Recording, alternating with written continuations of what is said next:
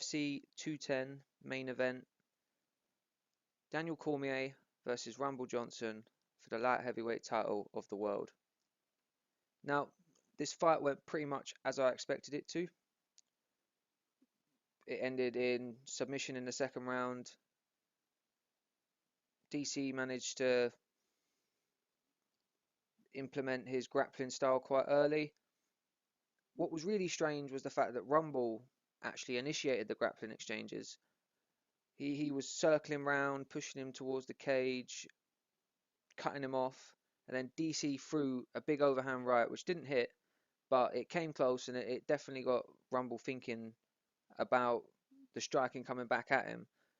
At this point, he decided to go for a takedown, which, like I say, is very odd, and DC obviously allowed him to, and elected to grapple with him. They wrestled for a bit. DC did get taken down a couple times, which was unexpected, but Rumble is unbelievably strong, so I guess power can just outdo technique sometimes.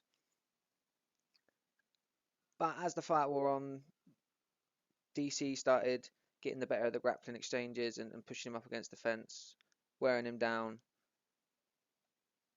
There was a one moment in the first round where DC did get hurt, though. Obviously, Johnson's always dangerous, and when they got separated from the cage, they went for a little hand grappling thing, which was a bit weird. But then Johnson threw a knee to the body, caught him with a couple hooks, and then threw a big head kick, which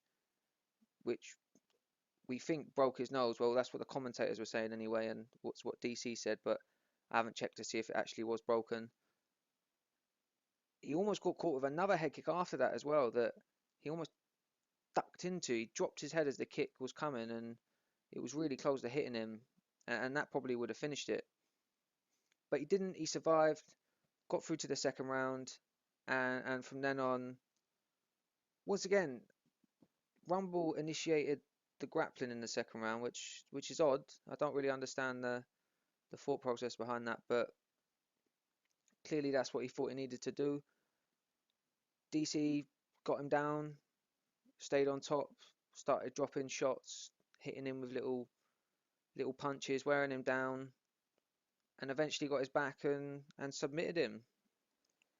It wasn't too difficult a fight for DC. Obviously, getting hit by a man like Rumble isn't going to be nice, but he only had to take one proper shot, really.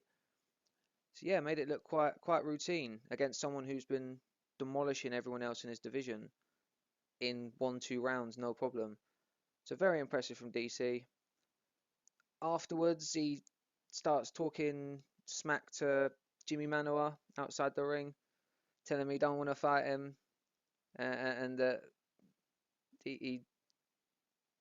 yeah, basically just doesn't want to fight him. That he's talking rubbish when he's saying all this stuff in the press, that he wants the title shot and he wants whoever wins this fight.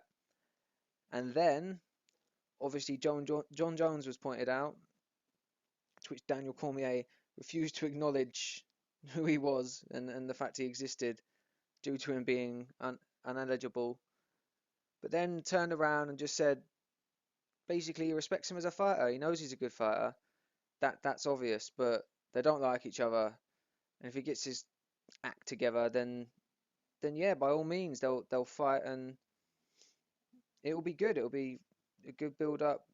Not sure about whether the fight will be good because it wasn't really last time, but maybe Jones has got worse and Cormier's got better. We'll just have to wait and see. Let me know what you think on the fight. Let me know what reasoning Johnson could maybe have had for wrestling. Like, I don't get why he did that. If you could see any strategy behind it, then leave a comment. And let me know what you think's next for DC. Will it be Manuwa, or do you think Jones comes back and gets the title shot next? That obviously seems to be what the UFC wants and seems to be what they're pushing. So that's likely what we'll see next. But yeah, leave your thoughts in the comments below. Give us a like, and cheers for listening.